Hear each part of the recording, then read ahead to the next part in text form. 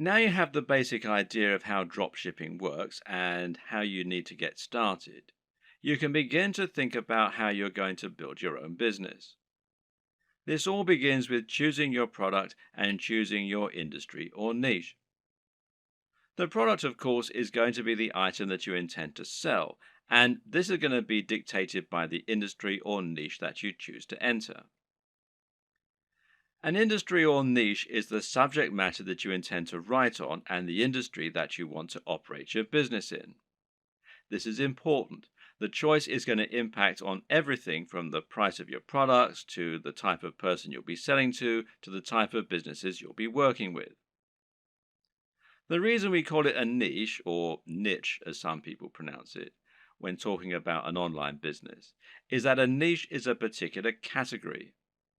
This is not only your subject matter, but also the type of person who is going to be reading your content.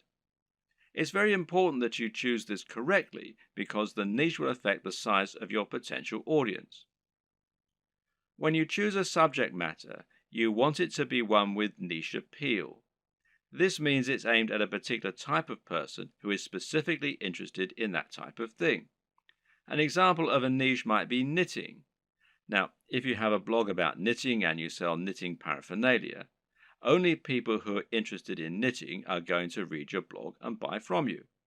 This way, you've cut out a niche for yourself rather than trying to appeal to everyone. That in turn means that you have drastically reduced the amount of competition you're facing. Now you don't need to compete with the biggest companies on the net, and you'll find that paying for things like AdWords advertising is considerably more affordable than it would be for a more general topic. Likewise, getting to the top of Google for relevant keywords like buy knitting gear online is going to be far easier than trying to get a general e commerce keyword like shop online. The latter will put you up against mega companies like Amazon and pretty much every other online business on the net. But the problem with choosing a niche topic is that sometimes it can be too narrow, to the point where no one is interested in buying from you. If your niche is puppies with three legs, then you're going to have a very small number of amputee puppy owners who can buy from you. You'll find it relatively easy to dominate the search engines and to be the number one supplier of products in that area. However, once you've sold to all 200 readers, well, you've pretty much reached the limit of what you can sell. On the other hand, a niche like fitness may be considered too broad. Buy fitness clothes online is a hugely popular search term that companies like Sports Direct, Sweaty Betty, and Mountain Warehouse dominate. Even ranking for search terms like how to build muscle is going to be very difficult. The perfect niche or industry is one with a broad appeal, but which still gives you a unique twist. This way, you'll be able to appeal to a lot of people, but you'll also be able to avoid directly competing with the biggest competitors. This will also give you a better route to market, which is a term that describes any direct access you might have to your target audience. An example of a route to market would be a forum dedicated to the subject matter you're writing about or an industry magazine. With all this in mind, how do you find the perfect niche for you? Well, there are a few things to consider.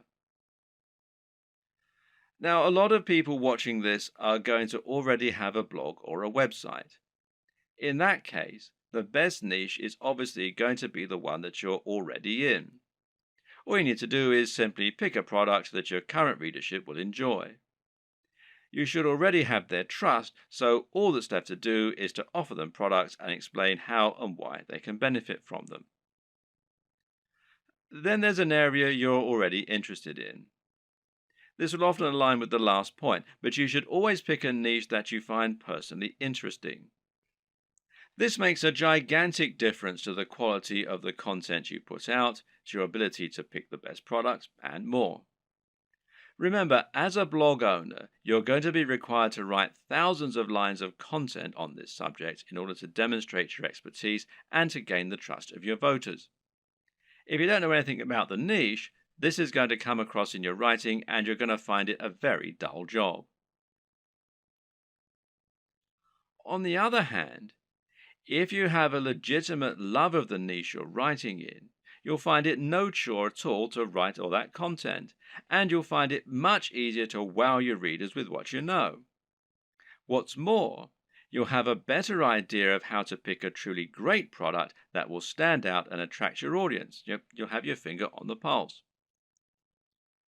There are also niches where you have an upper hand. Again, this relates directly to the previous two examples in many cases.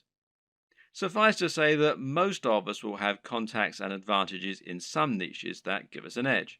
Perhaps, for example, you happen to know the owner of a very big fitness website or of a very big fitness magazine. Knowing this person will thereby make it much easier for you to get a cheaper advert or maybe even an article inside the magazine. Now you can reach out to that audience directly and hopefully sell more product. Have a long think about your list of contacts and friends, and then consider finding a product that will let you make the most of those advantages. If you look at affiliate marketing, digital products, and internet marketing as a whole, you'll notice that certain niches stand out as being far the most popular, and those are fitness, making money, and dating. Now, why are these the most popular niches? On the one hand, it's because they have the broadest appeal. But the biggest reason is that they offer the best value proposition. A value proposition is basically the way in which your business is able to offer value. This is the way that your products can change people's lives. What is the end result of owning your product? If you're selling a hairdryer, then what you're really selling is the convenience and dry hair. If you're selling clothes, then what you're really selling is the ability to feel good about yourself, to look sexy, and hopefully to thrive in your career and in dating as a result. This is what sells. Try and sell a book about cats, and you're not really offering much beyond a few hours of entertainment. But sell a book about making money, and you're selling a dream. By choosing a product that can really change people's lives, you're providing much more value, even if the manufacturing costs stay the same. Now, this lets you charge more and make more money as a result, and it basically comes down to the niche. In order to tick all these boxes, one strategy you can use is to target a sub-niche, a niche within a niche. An example of this is targeting a specific type of person within the fitness niche. How about fitness for the over 50s or dieting for the diabetic? You could even do strength training for martial artists. In this latter example, you've actually combined two separate niches in order to offer something truly unique and interesting.